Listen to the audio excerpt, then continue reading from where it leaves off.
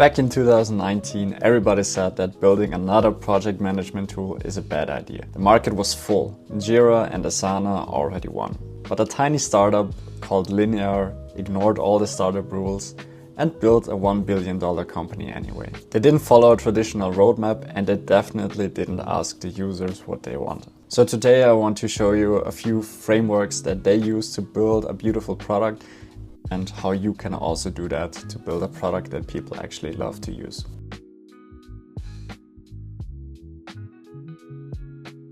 Building a product in a crowded market seems impossible, but Linear's founder Karri Saarinen saw the world a bit differently. He talks about the floors in the building. Think about the tools you use every day, the software, the CRMs that you use. You probably don't love them. In fact, you might even hate them. But they're already there, so you keep using them and you just don't think about ditching them or trying something else. These are the floors that you walk on. And Linear looked at the floors of product management, tools like Jira, and they realized those tools are just clunky and really hard to use, and people just use them because they have to. The tools available for managing software projects weren't that really cutting it. I think a lot of them felt very clunky or complex, or just they had this kind of legacy way of thinking about software development. And so we just felt like we should do something about it. Most founders see a big competitor and then they run away.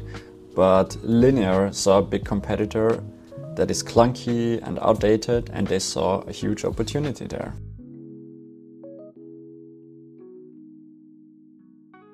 Once you find an opening or an opportunity, most founders run to users and start interviewing them, which in general is a good idea, but I've worked with over 30 startups now and they all approach it in the wrong way in the beginning.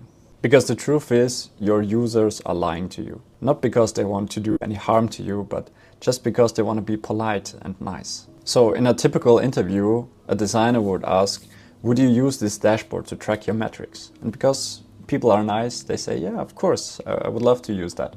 But once you actually build the dashboard and ship it, no one is going to use it. And this happens because of a few simple reasons. First, social desirability.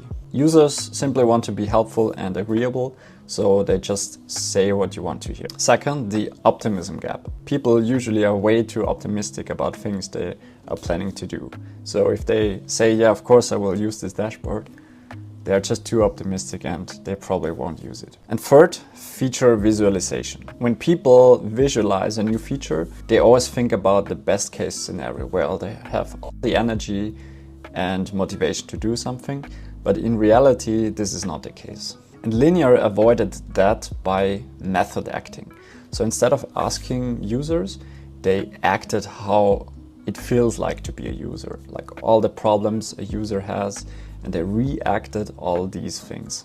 What I do with my clients is the detective framework. So instead of asking for opinions, we ask for evidence.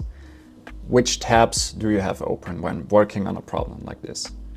What hacky Google Sheet solutions did you build to fix this problem? And even what are you spending money on currently to solve this? With this, instead of asking opinions, you're looking for evidence. And especially when people start paying money towards a problem, this is a good indicator that they actually care about solving it. I created a whole interview script using this framework in Notion. You can just download the script for free in the link below.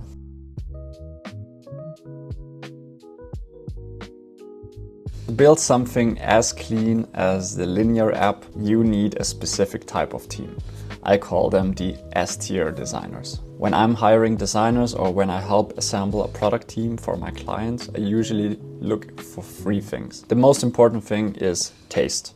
You have to have an incredibly high bar when it comes to quality, and no matter in which area of life, if it's clothing, interior design or software, you gotta have great taste to be able to judge what good means. Second, listening skills. The best builders and designers ask, why does this even matter, before touching a single line of code or components. And third is the handoff quality. They really care about the people they work with. So when they hand off some work, like a design to a developer, they go into detail and explain why those decisions were made and how to build them exactly. With a team like this, you can build opinionated software. This is what Linear did. My design mantra is always like, design something for someone. Like it's very hard to design everything for everyone because you just end up with a very generalized solution. So then what we're trying to do with the opinionated solution is that like that's the best solution or like the most optimized solution we think of. And then like when you use it, like hopefully you agree and like you can feel that it's the most optimized. So being opinionated, it's like I think the value it provides people is like you don't have to think too much like or spend some more time on the tool than you do on your actual work. Most tools try to be a sandbox where everyone can do whatever they want. Linear tried a different approach. They tell you exactly how you should work. So in Linear, instead of doing sprints, they introduced cycles. And the software forces you to use them. And those high agency decisions made by S-tier designers and builders are what differentiates the outcomes and the quality of the software.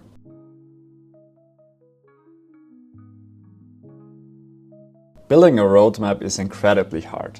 The moment you publish it, it gets outdated. Traditional roadmaps often fail because they either lack clarity or vision. So people default back to swim lanes, and once they miss a due date or something, the whole roadmap is fucked up again. Karri mentions that Linear focuses on high agency. This means that the team doesn't wait for a roadmap to tell them what to do.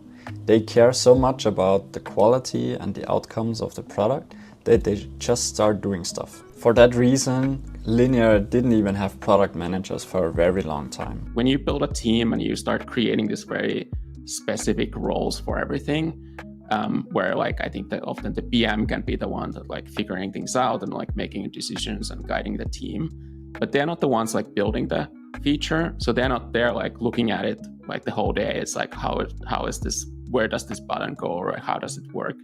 And I think like a lot of that, like this graph for us happens when we give the project team this like ownership, and the project team is just engineering and design. And then when they start building that feature, they start seeing these opportunities that this thing could be better. I've built a Notion template that mimics this high performance shipping style. It uses the now, next, later framework. So now means that everything that you're building right now is really important and you have to ship it right away. Next means something for next quarter. It lives there just so you can be aware of it. And in the later column, this is where the big picture stuff is, and for things way ahead in the future. So instead of swim lanes, you actually have a Kanban board where you know what to focus on exactly. This removes all the arbitrary deadlines and the pressure and helps you focus on the things that actually matter. I've created a template for this. You can download it below for free.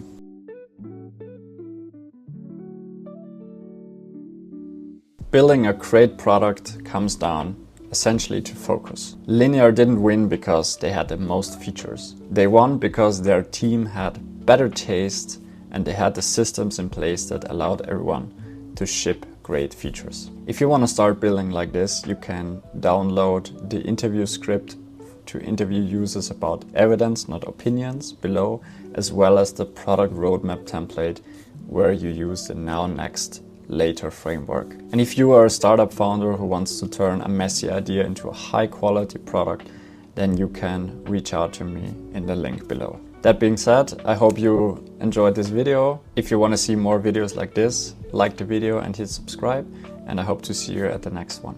Ciao.